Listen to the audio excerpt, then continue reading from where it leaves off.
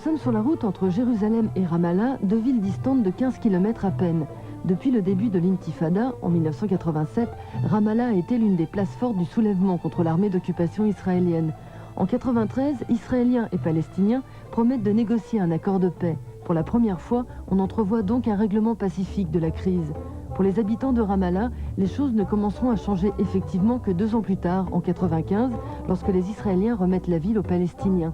Depuis, Ramallah, qui avait pris les allures de ville fantôme pendant l'intifada, renaît peu à peu à la vie. Dans la foulée, The Voice of Love and Peace, la première station de radio palestinienne privée, s'est créée. Nous avons ouvert notre antenne vers la fin de l'intifada. C'était assez risqué d'appeler une station de radio la voix de l'amour et de la paix à un moment où il n'y avait ni paix ni amour. On a dû expliquer aux gens qu'on ne faisait pas allusion à la paix politique, mais à la trêve humanitaire. On leur a dit qu'il fallait rompre le cercle infernal de la violence dont ils étaient prisonniers depuis 8 ans quand ils se battaient contre l'ennemi. La lutte n'est pas terminée, mais les modalités du combat ont changé. Il faut changer de stratégie. Il fallait qu'ils s'interrogent et qu'ils s'ouvrent au monde.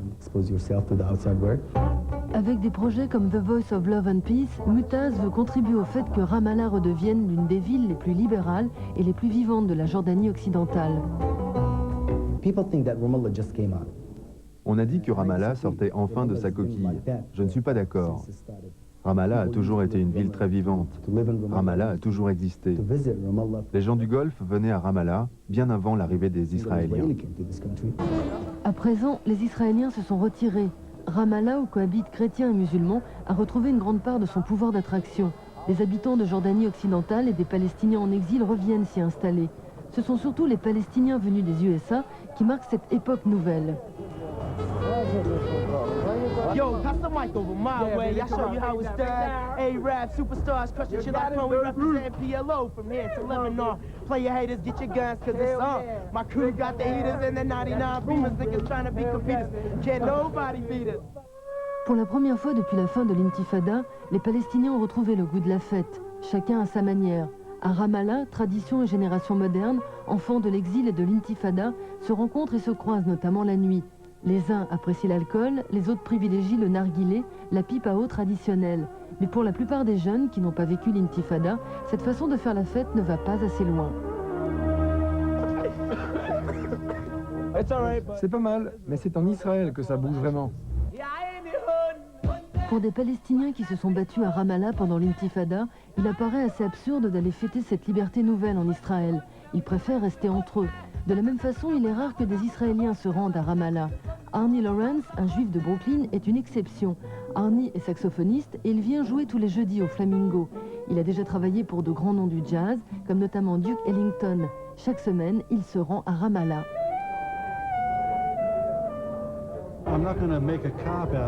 Je ne veux pas avoir l'air de me défausser. Pour quelqu'un qui voyage beaucoup, chaque endroit a son charme. Mais ce sont les gens que l'on rencontre qui font que l'on s'attache à une ville.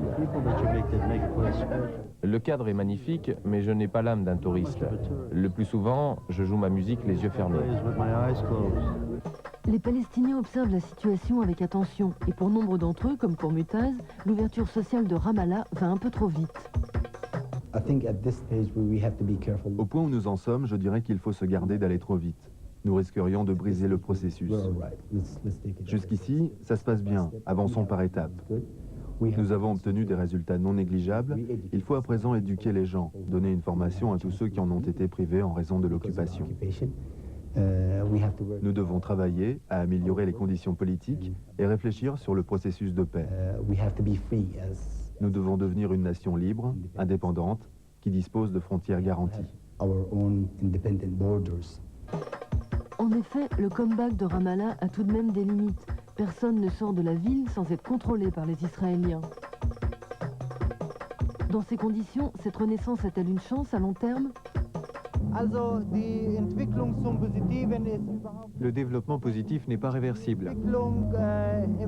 Rien de ce qui va vers la modernité n'est réversible.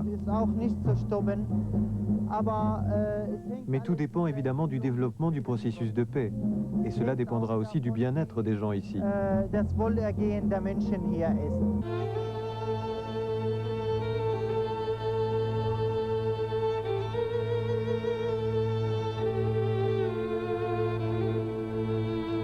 Don't imagine that you would ever be safe and Il ne faut pas croire que l'on peut vivre en sécurité quand on a confisqué les droits fondamentaux de quelqu'un, parce qu'il se battra pour les récupérer. be. So give that C'est tout à person fait logique. their right back. Si on lui rend ses droits, il n'y a aucune raison. Not to live in peace. Ramallah, 1h du matin. Alors qu'à Tel Aviv et à New York, la nuit ne fait que commencer, ici, elle s'achève. Parler d'un Tel Aviv palestinien serait encore exagéré.